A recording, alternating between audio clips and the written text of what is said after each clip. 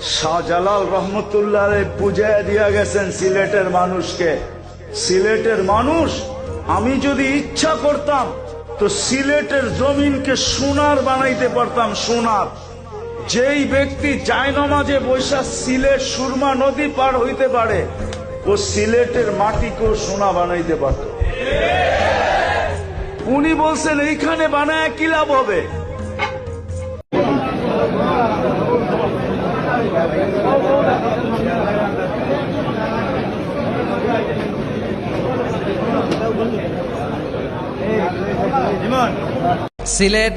সিলেটের নাম বললেই শাহজালাল শাহপরানের রাহিমাহুমুল্লাহর নাম চলে আসে, ঠিক কিনা বলেন?